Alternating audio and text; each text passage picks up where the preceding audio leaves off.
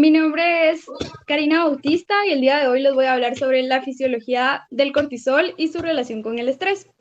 Como sabemos, la producción de cortisol está relacionada con el eje hipotalámico hipoficiario adrenal. Cuando nuestro cuerpo detecta un estresor físico o psicológico, se activan ciertas estructuras del tallo cerebral del sistema límbico. Este establece una comunicación con los cuerpos paravertebrales, los cuales estimulan la síntesis de la hormona liberadora de corticotropinas.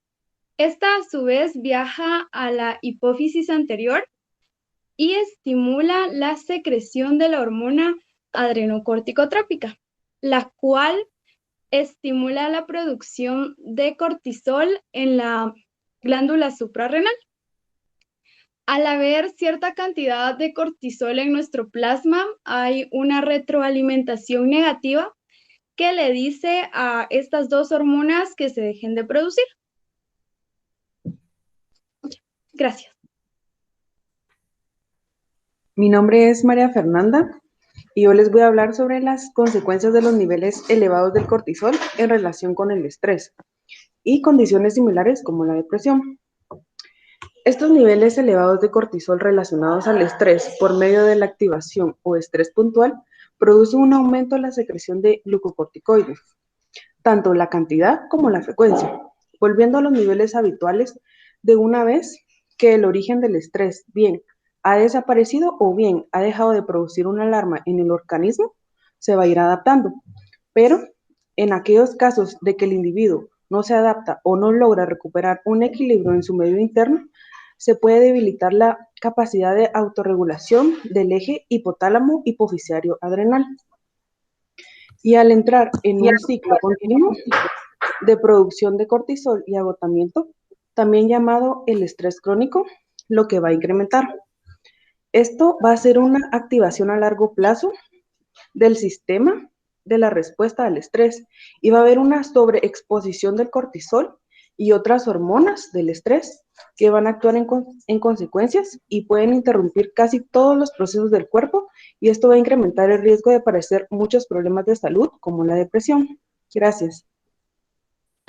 Me llamo Kevin España y yo les voy a hablar acerca de la importancia y la necesidad de que el médico sea capaz de diferenciar entre una anomalía del cortisol elevado momentáneo y una que se deba a secundaria a una patología que no esté relacionada con el estrés.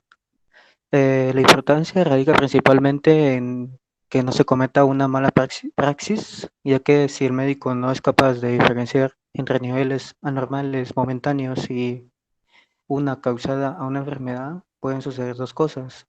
Una es de que se le dé un tratamiento el cual no necesita, ya que es una elevación de cortisol momentáneo y el tratamiento puede causar algunos daños. Y otra sea de que el médico no sea capaz de identificar la patología y no le dé el tratamiento que necesita.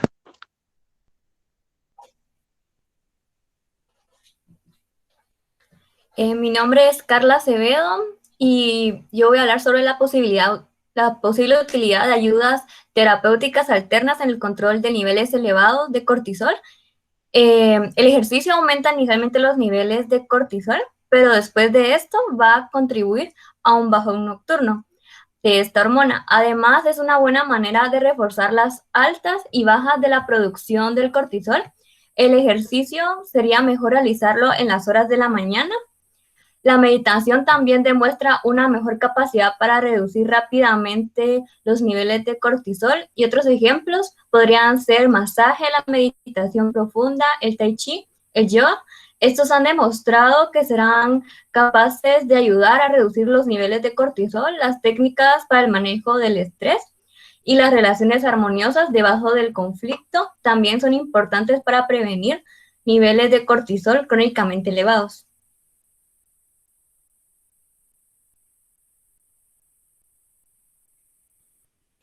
Buenas noches, mi nombre es Julio Callejas y yo les voy a hablar sobre la autoevaluación que realizamos, sobre las condiciones, signos o síntomas que nosotros estamos presentando y que pueden dar lugar a sospechar niveles altos de cortisol fuera de lo normal.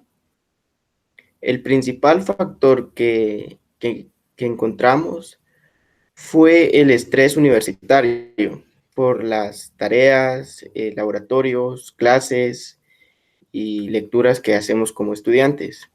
La fatiga puede ser por física o mental, el insomnio, algunas veces no dormimos por estudiar, la ansiedad, que aumenta los niveles de estrés y por tanto se eleva el cortisol, y otras causas no tan comunes que tenemos son la mala alimentación, por el consumo excesivo de grasas, de carbohidratos,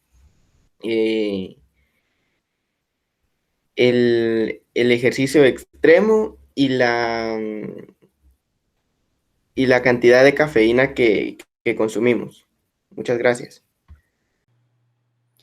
Mi nombre es César Cortés y yo les hablaré respecto a la importancia del reconocimiento y oportuna evaluación de los niveles de cortisol en pacientes que puedan presentar signos fisiológicos, psicológicos y conductuales de alteración en los niveles de cortisol. Y esto se ve contrastado en que la pronta evaluación y determinación de los niveles sanguíneos de cortisol puede orientar al investigador al análisis e identificación de niveles aumentados o disminuidos.